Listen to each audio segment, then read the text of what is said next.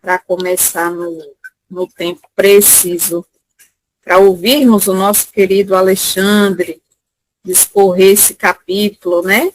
Que é tão belo. Falando de brandura, hein, Alexandre? Pois é. Nos ensine aí, através da nossa querida Amélia Rodrigues, como exercitar essa brandura, que tem momentos que é mais bravura. É isso mesmo, Maria. Vamos, então,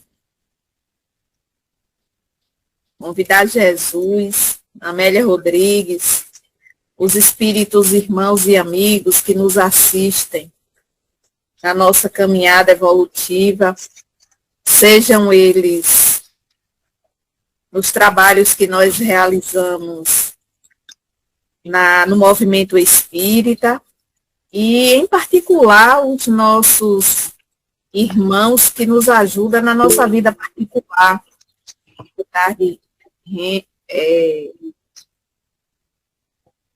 Rosimeire, Meirinha. Então, vamos agradecer primeiro a Deus pela vida, pela oportunidade da existência, do existir, por Ele ter nos dado essa vida que é tão bela e que muitas vezes nós esquecemos de agradecer, nos prendendo nas questões inferiores, negativas, da experiência que vivemos. Sejamos gratos a Deus por sermos esse ponto de luz no mundo, no universo, no planeta que vivemos. Sejamos gratos a Jesus pelo seu exemplo de amor, por ele ter vindo a esse planeta nos ensinar a amar, por ele ser o governador desse planeta, por ele ser o nosso modelo e guia, aquele que está sempre nos sustentando, nos inspirando, nos direcionando no caminho do bem e da verdade. Sejamos gratos aos espíritos amigos, em particular o nosso querido Kardec, que ontem foi aniversário dessa doutrina que tanto nos ensina e nos esclarece. Por muito que ele se empenhou para organizar essa doutrina e deixar de presente para todos nós, por tanta renúncia, por tudo que ele fez, por todo o trabalho que ele teve, que nós agradeçamos sempre a esse espírito irmão e nobre, assim como a falange de benfeitores espirituais que ajudou na organização da doutrina espírita. Agradeçamos a nosso anjo guardião, nosso espírito protetor, por ter paciência para com as nossas imperfeições, com as limitações que ainda carregamos em nossa alma, que eles possam continuar nos compreendendo, nos sustentando, nos guiando no caminho do bem e da verdade. Agradeçamos a nossa querida irmã Amélia Rodrigues, por ter também se empenhado para deixar tantas obras de presente para nós, inclusive essa que nós estamos estudando, o Trigo de Deus. Que ela possa ser envolvida em muita luz para continuar nos inspirando, nos ajudando a vencer as imperfeições que ainda carregamos em nossa alma. Agradeçamos ao nosso querido Alexandre por ele ter aceitado o nosso convite para estar aqui hoje, falando para nós sobre essa lição desse livro. E assim, com os nossos corações cheios de gratidão e agradecimento, nós iniciamos o nosso encontro desta tarde, início de noite, pedindo a permissão a Jesus e as suas bênçãos, para que o trabalho seja proveitoso para todos nós, encarnados e desencarnados. Que assim seja. Queridos irmãos e irmãs, muita luz, muita paz para todos nós. Sejam todos muito bem-vindos a mais um encontro marcado com o Evangelho, estudando as obras de Amélia Rodrigues. Hoje estamos estudando o livro Trigo de Deus. Vamos falar hoje do capítulo 4 desse livro, e será o nosso irmão Alexandre que vai discorrer o trabalho dessa noite, dessa tarde, né, início de noite, tendo como título Eu que Sou Brando. E aí, Alexandre, seja bem-vindo. O que Dona Amélia, ela nos fala, nos ensina nesse capítulo, o que você pôde aprender para passar para todos nós e nos convidar ao estudo, não só desse capítulo, mas dessa obra. Seja bem-vindo, meu irmão. Você pode se apresentar, que eu acredito que tem algumas pessoas aqui que não estavam presentes no último encontro que tivemos contigo, e você pode fazer uma breve apresentação, dizer quem é Alexandre no movimento espírita, onde ele mora, e enfim, seja bem-vindo. Puxa, eu sou um tanto, meus irmãos e amigos, eu quero saudar a todos com a paz que está no meu coração agora. Eu fico muito feliz, amiga querida, pelo convite que você me fez, porque lentamente eu estou me incorporando ao movimento espírita da Bahia, porque eu encontro os dirigentes muito focados na divulgação da doutrina. Eu chego a pensar mesmo que a Bahia é espiritismo da entrada até a saída. Então, eu fico muito feliz com esse contato. Com relação ao meu currículo, falar de mim, eu fico até acanhado, porque eu preferia dizer apenas duas coisas: que sou cristão e que sou espírita.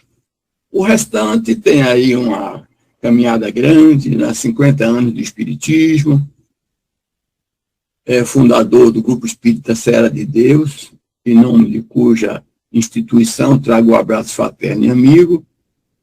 Lá nós temos um trabalho dirigido para os pobrezinhos, as velhinhas, as crianças, a doutrinação, e a gente então vai caminhando de acordo com as nossas fragilidades, pedindo a Deus que sempre nos dê novas oportunidades, né? Falar de Amélia Rodrigues, vocês já estão estudando esse livro há algum tempo, mas eu gostaria de fazer uma contextualização. Porque falar de Amélia Rodrigues é algo espetacular. Marcel sempre se refere a ela como a aquarelista. E em cada momento, em cada lição, em cada capítulo que a gente tem a oportunidade de penetrar e estudar, a gente vai redescobrindo situações que estão apagadas lá atrás. Mas eu gostaria de fazer um parênteses muito breve. Parece, sabe, que 18 de abril de 1857 foi ontem. No que pese as 501 perguntas da primeira edição, a segunda, 3 anos depois do lançamento, em 1860, já nos posta 1.019 questões, assim permanecendo até hoje. O Livro dos Espíritos, ele se mantém atual.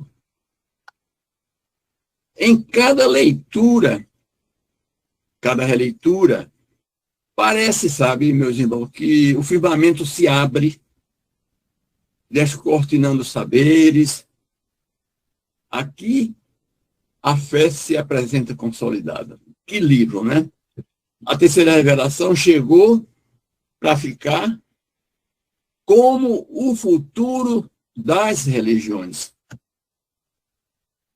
E digo, nesse fechamento de parênteses, Kardec, venerando o discípulo, você desencarnou, é certo, mas se multiplicou através da fé inabalável, que pode encarar a razão face a face em qualquer época, no entendimento das leis divinas. Era um parênteses que eu queria fazer, porque ontem eu assisti algumas palestras, mas a referência foi muito pouca. E à noite, me debruçando nas minhas reflexões, que sempre faço a partir das 22h30, vou até meia-noite, aí me veio a inspiração de escrever uma mensagem que ela está, assim, um pouco trabalhada e diversificada naquilo que nós produzimos, e até encaminhamos para alguns colegas, para alguns amigos, você deve ter recebido, Juscelia, a nossa Marlice também deve ter recebido, bom, mandei para um bocado de gente, que são inspirações do meu compromisso de diariamente eu me dou a esse prazer de fazer o culto do lar diariamente por uma necessidade minha mesmo. Porque talvez os outros irmãos que aqui estejam não sabem, eu também sou psicólogo e preciso combater os pensamentos intrusos que sempre estão nos perturbar. Todos nós temos pensamentos intrusos, por invigilância, por uma agressão, por um momento infeliz. Então, a gente precisa se policiar muito em cima disso. Mas, vejam bem, Amélia Rodrigues publicou, salvo o melhor juízo, 11 obras. Alguns dizem que foram 12 obras, mas eu prefiro ficar com o que já está sedimentado, né? A psicografia, né, mágica, a palavra mágica do nosso estimado, venerando irmão já falecido Divaldo, foi o condutor de todos esses ensinamentos. O livro que nós estamos tentando estudar, me parece que ele tem 25 capítulos, feito numa linguagem poética de profunda sensibilidade. A obra destaca a interação de Jesus com personagens evangélicos, focando em suas curas na restauração moral e espiritual através do amor. Mas nós vamos encontrar no capítulo 4, eu sou brando. E eu observo que todas as frases de Jesus, elas foram revolucionárias. Todas as frases de Jesus provocaram levantes dentre os doutores da lei. Eu compilei algumas aqui. Eu sou o pão da vida, declarado por João 6,48. Eu sou a luz do mundo, declarado também por João em 8,12. Eu sou a porta, declarado também por João 7,9. Eu sou o bom pastor, também declarado por João 10, 11, 14. Eu sou a ressurreição da vida. Eu sou o caminho, a verdade e a vida. Eu sou a videira verdadeira. Então, essas citações de Jesus, elas provocaram deboche, provocaram repúdio, provocaram querelas. E ainda assim, Jesus, conforme Mateus declara em 11:29, Jesus se descreve como brando e humilde de coração e faz o convite de alívio espiritual e ao repouso. Essa qualidade de Jesus, trazendo a brandura, representa alguns enfoques que eu acho interessantes. A paciência, a calma e o controle sobre os impulsos agressivos. Olha que coisa interessante. O controle sobre os impulsos agressivos. Esses impulsos que Dr. Freud já trabalhava falando das pulsões, elas ocorrem de forma interessante. a pessoa está tranquila, tem uma provocação, daqui a pouco aquela força, aquela pulsão toma conta e essa pessoa se projeta num ato de violência que eu tive a oportunidade de ver isso perto, porque sou juiz de direito e vi como é que essa pulsão ela se mostra pujante nas pessoas que não têm o controle. É um problema lá da psicologia. Mas nós espíritos também estamos sujeitos a esse tipo de comportamento. A pulsão, ela nos chega, e mais, como dizia tio Divaldo, elas caminham calçando sapato de veludo. Ninguém observa, ninguém percebe. Daqui a pouco ela chega e está feito aquele estrago na vida das pessoas. Então, eu acho interessante essa colocação a respeito das pulsões que, às vezes, chegam em alguns de nós e nos projeta para uma infelicidade. Já vi, através dos processos, filhos matarem pais, pais matarem filhos, por falta do controle da pulsão, quando Jesus diz a respeito da sua brandura. Não é fácil ser brando. O dia a dia, o nosso dia a dia, eles nos jogam para situações que exigem de cada um de nós um exercício pleno e constante. A oração deve fazer parte da nossa vida, mas a vigilância, ela deve caminhar de forma tal que nós precisamos estar assim vigilantes para que aquele fato infeliz que se nos aborda não permita que a gente vá cometer injustiça, agressão. Por quê? Porque cometer injustiça e cometer agressão vai se esbaldar lá com o Código Penal.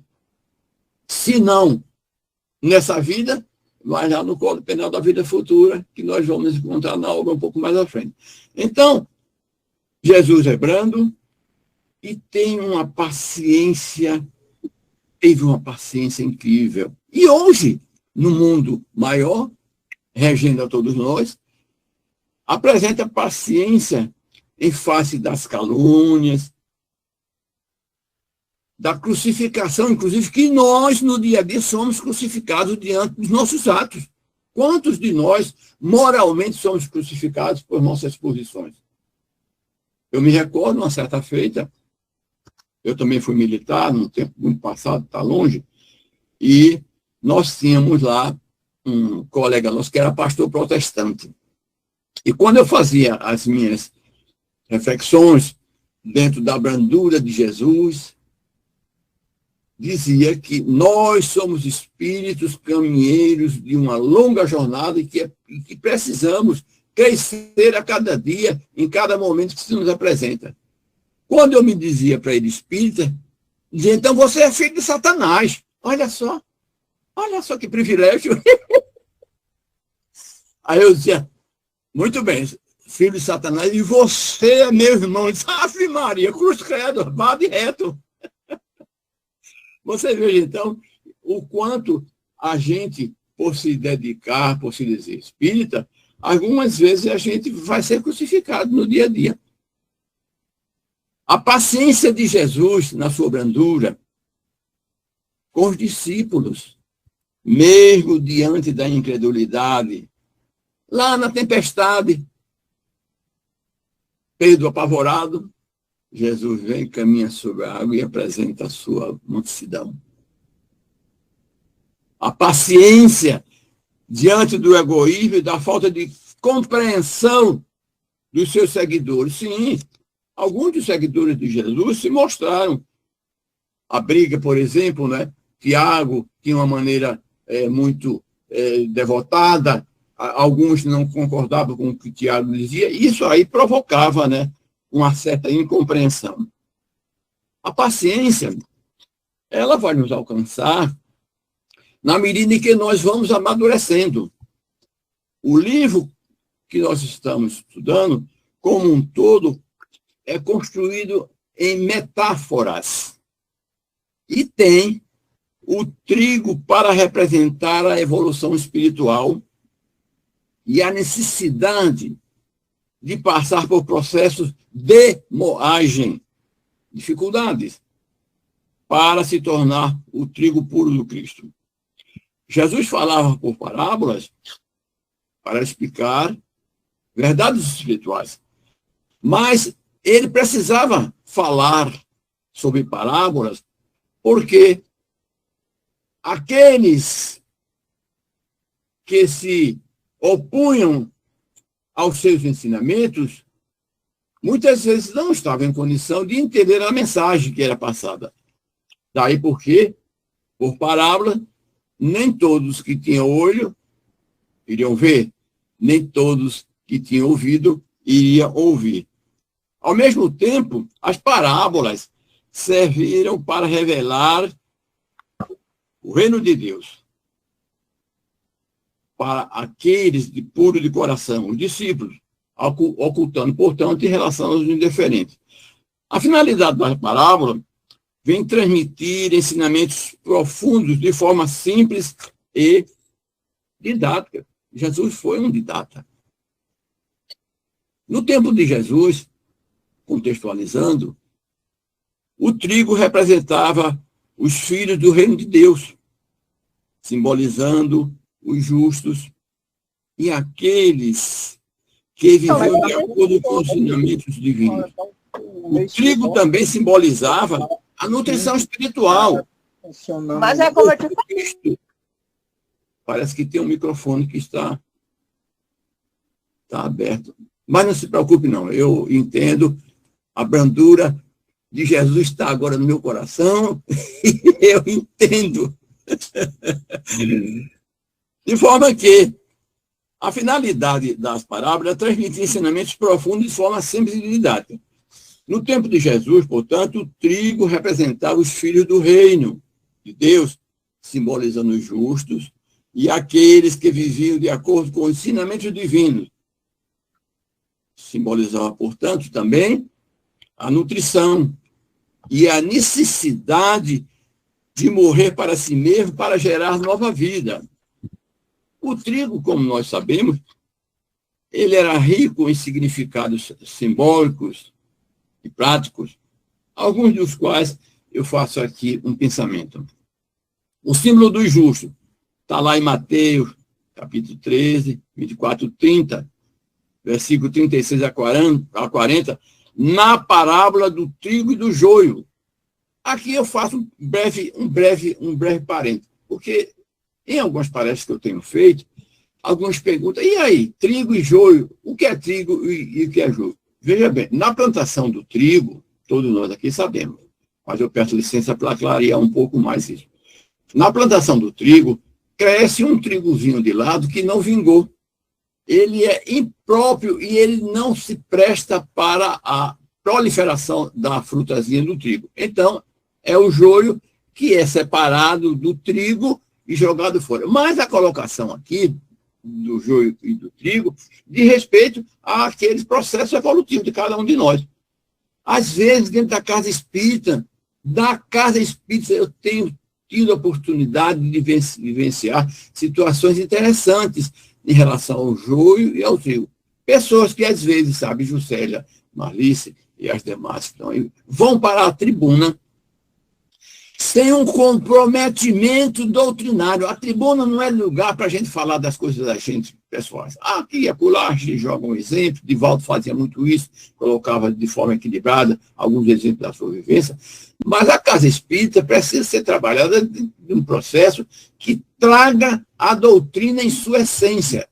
E, aliás, hoje a gente tem a oportunidade de ver alguns movimentos dentro do espiritismo trazendo uma colocação de um novo espiritismo que me deixa horrorizado. Eu tive a oportunidade de assistir em determinado momento, aqui sem falar do expositor, onde ele falava de coisas que não tinham nenhum suporte doutrinário. Ainda assim estava lá na tribuna de um trabalho que tinha 3.000 pessoas na plateia e mais de 5.000 pela via da internet. Então, a gente precisa ter muito cuidado com isso. O trigo representa as pessoas salvas e justas que crescem no mundo, olha só, ao lado dos ímpios, o joio, até o julgamento final. Jesus ensina a coexistência do bem e do mal. Gente, enquanto nós estivermos no plano da prova e expiação, estaremos vivendo em coexistência com o bem e com o mal. Nós que já somos, eu não diria, sabe, privilegiados, porque nós estamos na doutrina espírita, porque tivemos a oportunidade de tomar uma decisão. Então, a decisão não me coloca como privilegiado. Privilegiado seria se eu não tomasse nenhuma decisão no sentido da minha melhora moral e Deus me escolhesse e botasse um monte de coisa boa da minha vida. Não. A lei de Deus trabalha sob o efeito de causas e efeitos. Se eu estou melhor hoje em relação a ontem, porque me esforcei, isso não é privilégio. Mas há aqueles que acham que devem ser privilegiados porque, de alguma forma, estão na doutrina e merecem determinados privilégios. Olha, gente, a doutrina espírita não tem hierarquia. A doutrina dos espíritos não traz privilégio para aquele que é o diretor, aquele que é o diretor mediúnico, aquele para o diretor frente. Todos nós somos parceiros, contribuintes da causa. Então, um outro símbolo que nós encontramos em relação ao trigo é o ciclo da vida e do sacrifício. Assim como o grão de trigo precisa cair na terra e morrer para germinar e produzir fruto, ele simboliza a morte e a ressurreição. Nós precisamos ver que o trigo, para caminhar até chegar à mesa, ele passa por um processo de aragem, passa por um processo de plantação, e ele passa por um processo de colheita. Assim é a nossa vida. Nós vivemos diuturnamente, encontrando a necessidade de arar o terreno onde nós nos encontramos, fazer a plantação para colher. Isso não é fácil. Nós espíritas, sobretudo nós espíritas no lar, vamos encontrar oportunidades muito difíceis de nos conduzir na aragem, na plantação e na colheita. Mas nada nos impede de fazer a nossa parte. Aliás, é uma frase muito forte que Adelino da Silveira me passou certa feita, quando ele estava num momento muito difícil, lá nos anos de 1964, quando teve a chamada Revolução do Brasil. Outros dizem que não é revolução, outros dizem que tinha outro viés. E aí Adelino, preocupado com a polícia batendo na porta dele, porque alguns espíritas daquela época eram tidos como comunistas. E Adelino, então, vê a polícia chegar na casa dele para levar as coisas dele, e ele corre para Chico. Morava em Mirassol para Uberaba é pertinho. Eu conheço o trajeto, que eu já estive lá. Então, Adelino foi chorar nos pés de Chico. Aí Chico disse: Adelino, com aquela vozinha mansa, que coisa linda a sua preocupação. Mas, meu filho, quem te impede de fazer a tua parte? Olha que frase revolucionária. Chico ouve, não faz uma proposta em face do que está acontecendo, porque era proposta política na época, e diz para Adelino que ele vai fazer aquilo que a sua consciência pedir. Então a gente observa que esse simbolismo do arar, do plantar e do colher faz parte desse significado simbólico. Há uma expressão, cirandar como trigo, que se referia ao processo de peneirar o grão para separar do joio. Por quê?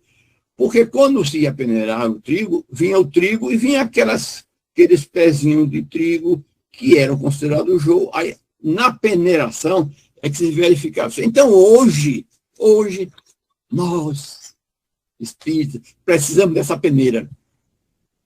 Precisamos estar muito conscientes da nossa prova.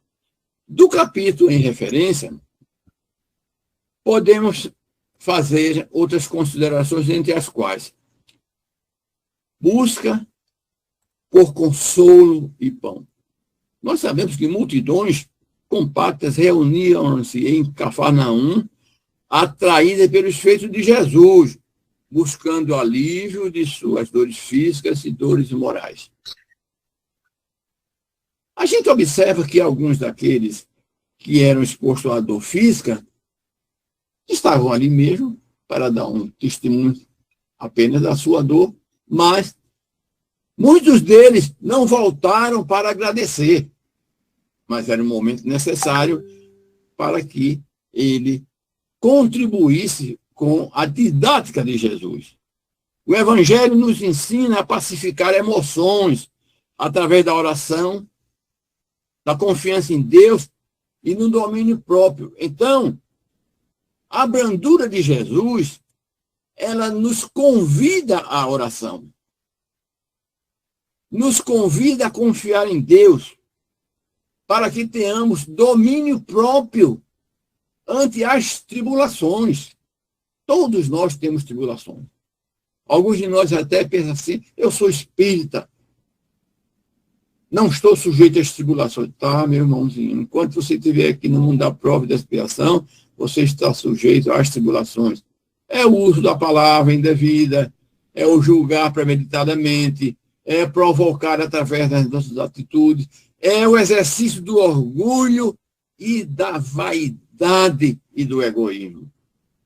Eu vejo em algumas casas espíritas algumas pessoas trabalhando o espiritismo de forma egoística, como se aquilo fosse só dele. É preciso, então, refletir. A gente observa ainda que, em vez de ignorar sentimentos,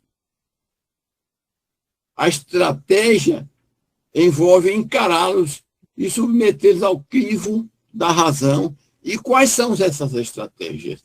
Nós temos estratégias que são trabalhadas no Espiritismo que nos servem para trabalhar em face da brandura de Jesus. A oração e a petição.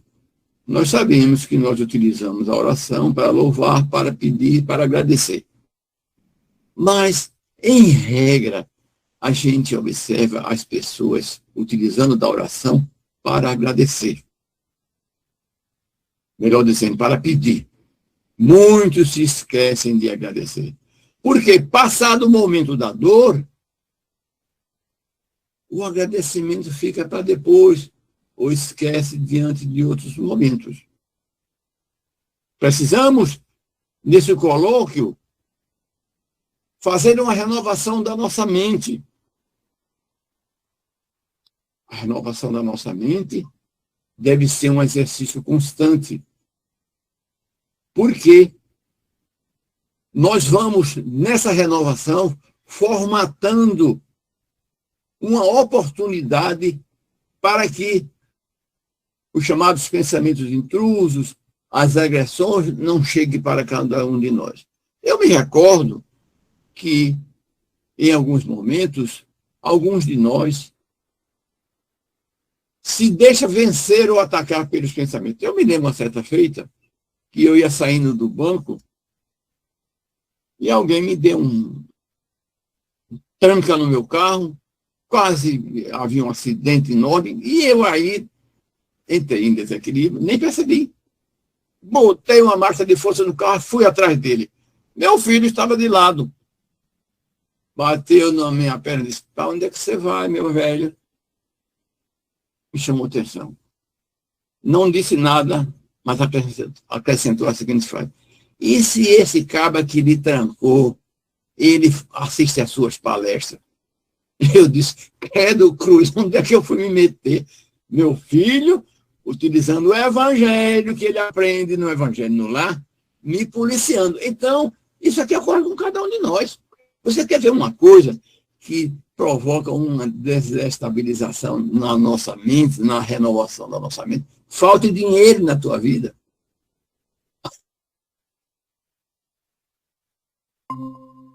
Né? Controlando os impulsos que chegam.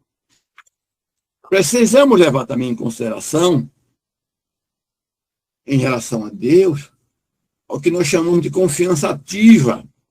É conhecer em Deus, está em todos os nossos caminhos, produzindo a paz interior, especialmente nas situações de desespero. O desespero. Eu me recordo que, recentemente, eu fiz um pacto com um rapaz. Eu não vou dizer o nome, mas posso contar o fato, porque ele já desencarnou. Ele era homossexual e a mãe dele aceitava, em parte, e achava que aquilo era um desequilíbrio. Ela casa novamente e o novo esposo era homofóbico e passou a ofender, a machucar física e moralmente aquele rapaz de 19 anos. E botou ele de casa para fora. E a mãe não exerceu nenhuma atitude para que ele efetivamente tivesse um suporte. Mas caiu na minha mão como psicólogo. E eu fiz um pacto para ele, porque ele veio para se suicidar. E fiz o seguinte pacto: quando você for se suicidar, me chama que eu vou atrás de você.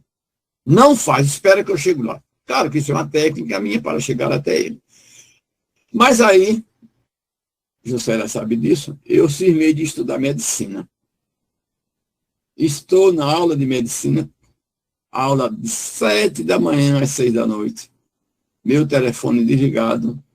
E qual foi a surpresa quando à noite alguém me liga que ele se suicidou? Por falta do suporte. A dor foi muito grande e ele não teve como esperar que eu voltasse. Então, a gente vai observar que, em alguns momentos, né, nós estamos sujeitos a isso. Dentro da casa espírita, também nós vamos encontrar pessoas vulneráveis que dão aso à ideação suicida. Por quê? Porque ele foi invigilante num determinado momento, se envolveu com uma pessoa, não teve o critério de melhor estudar aquela pessoa, de entender os seus propósitos, e aí cai num conto aonde essa pessoa quis extorquir, e aí tira fotos, e usa dessas fotos para extorquir aquela infeliz. Aí o que acontece? Nós precisamos estar muito, mas muito vigilantes dentro das nossas atitudes, dentro das nossas vidas. Por quê? Estamos sujeitos. E aí chega a pessoa no centro espírita querendo se suicidar. Por quê? Porque não tem o domínio evangélico para superar a vergonha que aquilo produz na sociedade. Então, é preciso encontrar um caminhar consciente para que não sejamos surpreendidos por situações dessa natureza. Algumas recomendações de Jesus estão registradas no Novo Testamento. Em Filipenses 4, 6, 7, Jesus convida a não andar ansioso, mas orar para receber a paz que excede o entendimento. Está lá em Filipenses. Em Provérbios 13, 16, 32, destaca, relatado, né, pelo evangelista, que o paciente é melhor do que o guerreiro, enfatizando o controle sobre o próprio espírito. Lá em Provérbios 25, 28, compara a falta de controle emocional a uma cidade sem muro, vulnerável a ataques. E lá em João 14, 27, Jesus oferece uma paz diferente da paz do mundo, capaz de impedir que corações se perturbem. Aí nós vamos afrontar, melhor dizendo, defrontar com o aspecto do sofrimento moral e social. A brandura e a mansidão de Jesus vem em nosso socorro. A sua brandura refere a qualidade de algo ou alguém suave, delicado, afável, pode descrever ternura nas relações humanas, como Jesus foi terno em tantas oportunidades. Dos fatos trazidos por Divaldo, que está lá na doutrina, nos ensinos de Jesus. Quando Jesus lhe foi apresentado uma mulher que vinha correndo e uma turba atrás dela para que fosse aplicada da lei de então, a lapidação pelo adultério. E naturalmente que alguém querendo colocar Jesus numa saia justa, diz que ela estava em adultério e que a lei determina que ela fosse apedrejada. Jesus, segundo o relato, faz um movimento escrevendo no chão e pergunta, né? Quem não tiver pecado, atire a primeira pedra. Daqui a pouco, foram todos embora e Jesus pergunta, onde estavam aqueles que te acusavam? Foram embora. Então, vais e não peques mais. Isso quer dizer que Jesus não levou em consideração, digamos assim, aquela imperfeição daquela pobre. Ainda nós vamos encontrar situações interessantes dentro dessa brandura de Jesus. O valor do abraço. Poucos nós não leva em consideração a importância de você dar um abraço. Eu já tive a oportunidade de abraçar uma pessoa. Em seguida, ela começou a chorar.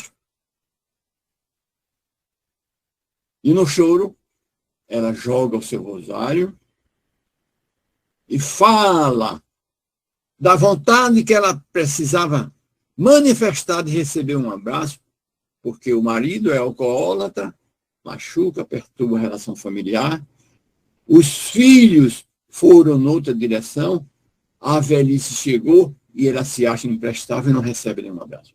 Mas eu vou mais além em relação ao abraço. Todos nós que acompanhamos a trajetória de tio Divaldo, ele traz um relato que estava na África do Sul, acompanhado com vários empresários fazendo o trabalho, e ele vai passando, e todos nós sabemos que na época tinha o movimento do apartheid, tinha aquele problema em relação aos negros. E aí, aquele garçom vai chegando e Divaldo ouve. Abraço-o. Ele olha para Joana e diz, minha irmã, como é que eu vou abraçar um preto que eu sendo branco na terra do apartheid? Abraço-o.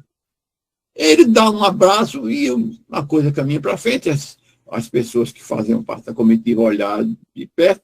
Mas aí, então, mais tarde, aquele que estava carente de um abraço, confessa a Divaldo que naquele momento, naquele dia, ele estava se preparando para cometer o suicídio, porque era portador de câncer, e entendeu que aquele abraço abriu novos olhares para ele. Ora, Divaldo, então, reporta o problema à comitiva, e aí, aquela comitiva, tem um bem aqui no lado, patrocinou todo o tratamento de câncer e mais. Tempos depois, esse cidadão funda o primeiro centro espírita na África do Sul. Olha a resposta do abraço. A gente vai observar também, em alguns momentos, o valor do sorriso. Eu acho interessante. Eu acho que Juscelia, quando nós estávamos lá em Irará, eu fiz uma referência ao sorriso. Né? Nós temos uma musculatura aqui que faz parte do sorriso. Aqui nós temos os irrisórios, que ele puxa a boca para de lado. Quando dá uma risada, aí a boquinha fica bonita.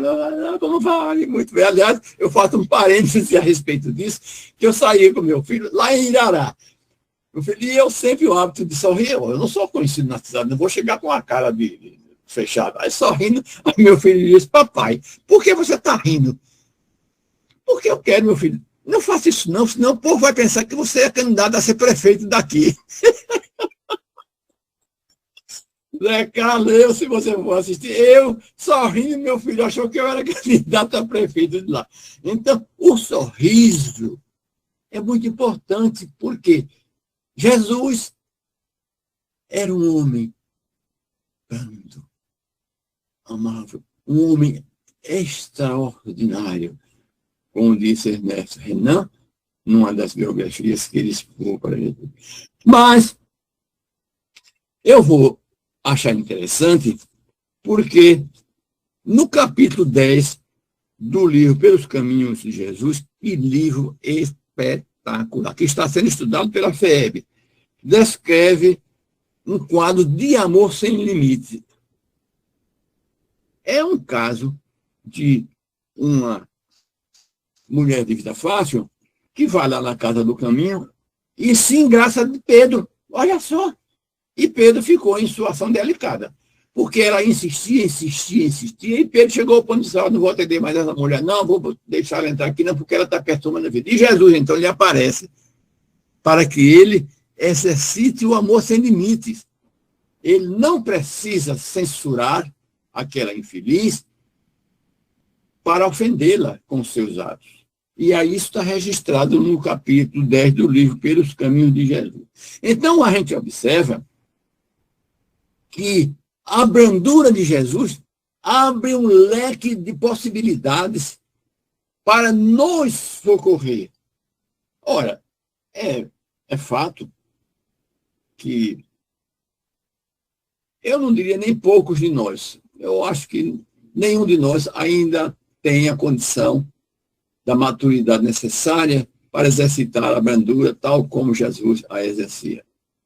Mas nada nos impede de dar o primeiro passo. Eu acho isso fenomenal. Diante das tribulações, dê o primeiro passo. Ninguém sobe a escada sem dar o primeiro passo. Ninguém sobe um morro para levar a palavra amiga sem dar o primeiro passo. E no morro, às vezes, nós vamos encontrar situações difíceis. O amor sem limites. Olha só, eu disse para vocês que eu sou também juiz de direito. E uma certa feita, eu fui com a nossa equipe ao morro, levar farnés, levar a palavra amiga, fazer curativos, entregar farnés. E o que acontece? Entro lá numa determinada situação, encontro um rapaz, um moreno, um escurinho, crivado de balas, uma rajada de metralhadoras. Fui lá, porque eu passo, e ele sempre desconfiado. Mês seguinte, voltei lá, ele já estava cicatrizando as feridas, eu levava o passe. Numa terceira vez, ao terminar o passe, ele agarra na minha mão e diz, já sei quem você é. Olha, o cara com a rajada de metralhadora nos peitos. Me identifica como juiz e pergunta, já sei quem você é, aí eu digo, eu vou preparar para dar uma carreira. Ele vai me dar o tiro, vai bater no meio das costas. Mas ele não soltou. Aí eu disse, pois não, eu estava tremendo. Pois não, meu irmão, eu sou o seu irmão.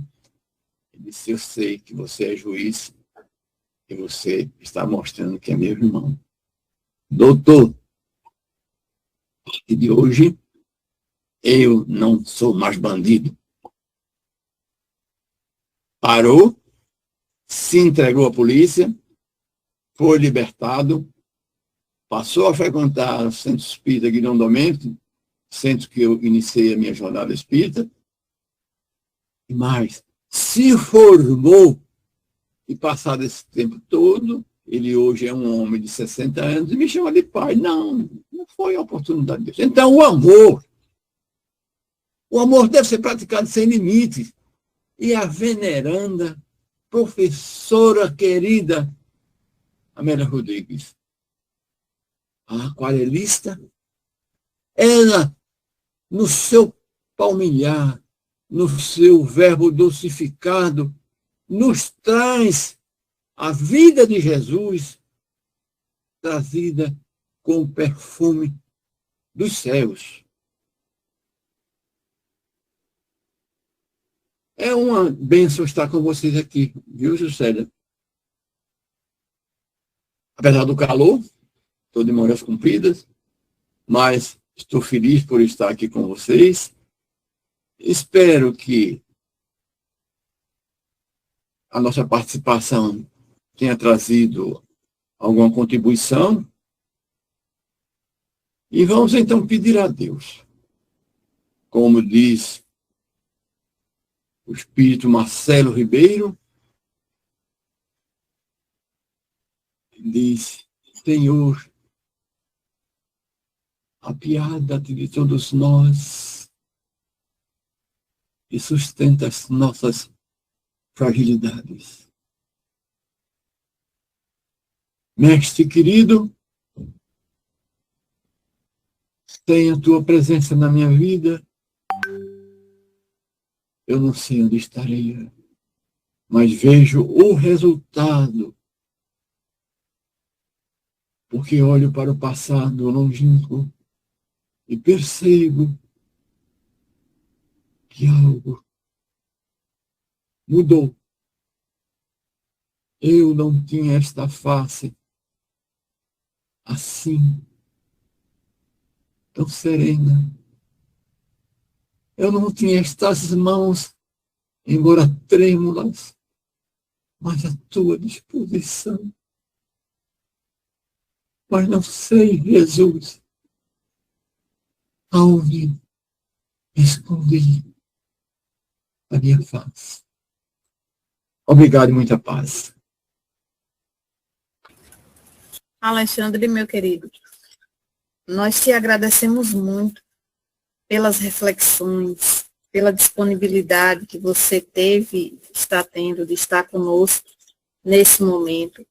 Eu penso que esse tema não foi à toa que foi parar nas suas mãos para você falar sobre ele, sobre a importância dessa brandura, porque eu penso também que é um convite para todos nós exercitarmos essa brandura.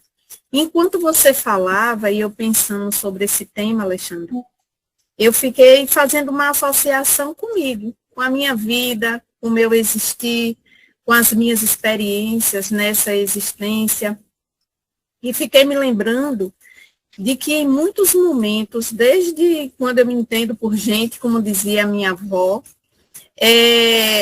eu tenho, em muitos momentos, feito um esforço danado mesmo para me tornar uma pessoa branda, para domar a impaciência, a fala de responder de forma áspera, as palavras para não saírem de qualquer jeito. E com isso, eu fiquei pensando no seguinte, por muito engolir, e acredito que muitos de nós também tivemos essa educação, né, de calar a boca, menino não pode falar, a gente vai se fechando, não se expressa aquilo que nos incomoda, aquilo que desejamos falar. E quando chegamos numa fase adulta, aí nós utilizamos as máscaras, como diz Jung. Muitas vezes utilizamos, em muitas situações, de máscaras, né, para nos mostrar uma persona que não somos. Sim. Aí, na casa espírita, o meu comportamento é um, na minha casa o comportamento é outro, no trabalho o comportamento é outro, na rua, na sociedade, e aí eu vou me moldando de acordo com o meio, o ambiente, as necessidades, as exigências, e Jung disse que, de uma certa forma, isso é válido, né? Sim. Só não pode ser válido quando isso domina de forma 100% a nossa vida. Aí, lembrando da questão dos direitos, né, como você atua e trabalha, de uma certa forma, isso também é importante, porque quando nós nos domamos, evitamos muitas vezes de cometer um crime, por exemplo, né? Eu me seguro que tem vontade que dá, tem momentos que a gente sente vontade, ou eu, né, de ir em cima da garganta e apertar, mas aí você segura para não ter que criar uma situação vexatória. Enfim, o que você, na sua visão de psicólogo, de direito e tal, diria para mim, né? Tipo assim, até que ponto é o meu limite de me segurar, de me domar, para me tornar uma pessoa branda, né? Para manter essa brandura em minha alma. Onde é que está o limite? Né? Até que ponto? Eu devo ir até onde? Porque, meu irmão, tem momentos e situações que eu vou lhe ser bem sincera. Eu fico segurando o Pedro, que está em mim, para não cortar a orelha. Logo que eu diga. Ô, Juscelia, que bênção, né? Essa interface. Eu queria aproveitar, antes de lhe responder, para cumprimentar Maria João Fernandes Almeida, lá de Portugal, a nossa querida Nani. Maria Helena também é de Portugal, viu? Pois é, Maria Helena. Maria de Fátima, Maria Araújo, Julieta e a minha estimada doutora Luciene, lá do Pernambuco, lá do Serra Talhada, tão distante, para quem eu mando o meu abraço e os meus pêsames pelo sepultamento do seu pai. Ontem, ou foi ontem. A vida que segue, 92 anos, falência múltipla perdão, de sua mãe, falência múltipla dos órgãos, mas a vida continua. Juscelia, eu sempre, depois que comecei a estudar São Tomás de Aquino, quando ele fala das provas morais e das provas físicas, da existência de Deus, eu cheguei a uma conclusão. O meu limite é o silêncio. E quando o silêncio adoece? Pois é, quando ele adoece, eu vou para a oração e vou pedir passe aos espíritos que estão do meu lado. Porque se eu for para o médico, ele vai dizer, olha, essa doença tua tem que ir para o psiquiatra. E eu não estou a fim de ir para o psiquiatra. Porque até como psicólogo, é claro que o psiquiatra ele é importante em determinados casos, né? Mas, no meu caso, como psicólogo, eu sempre sou do tradicional. O psicólogo de raiz, aquele que vai ao fim da jornada com o paciente. Claro, se ele precisar de psiquiatra, a gente vai ter que indicar. Mas não é fácil. De forma que, diante de alguns momentos que às vezes também me chega, que eu tenho que pular em cima do pescoço e agarrar com as duas mãos e amarrar, para ele não fugir das minhas mãos, eu faço silêncio e a pulsão que estava crescendo dentro de mim me traz de volta. Eu tenho tido a oportunidade de ser muito feliz. E lhe digo mais, certa feita, atendendo um paciente que estava surtando mesmo. Estava lá a mãe, estava o pai, enfim. E eu parti para abraçá-la. A mãe dele, você está doido, doutor? O senhor ele vai estraçalhar o senhor. E eu olhei, vi uma sombra, tão sombra que estava do lado dele. Não era a sombra de Jung, não, era uma sombra mesmo, tipo obsessiva do lado dele, mas não quis se apresentar. Me aproximei com confiança em oração, abracei, ele me deu um supapo que eu quase caí no chão, mas em seguida veio e me abraçou. Despertou o poder do magnetismo com Jesus. Todos nós, de alguma forma, estaremos sujeitos a oportunidades tais. A agressão vem. Qual é o meu limite diante da agressão? É o silêncio, porque quando você dialoga com a agressão, você dá margem à réplica e à tréplica. Doutora Luciene sabe perfeitamente o que eu estou dizendo. E a réplica e a tréplica vai perturbar o desfecho do caso.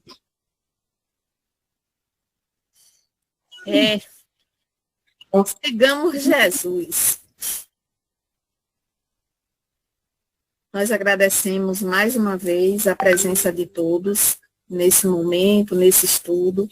Agradecemos mais uma vez a presença do nosso irmão Alexandre. Se alguém tiver alguma pergunta, algum comentário, podemos ainda abrir o espaço e o nosso Alexandre pode responder, tá? Senão nós podemos encerrar o nosso trabalho dessa noite.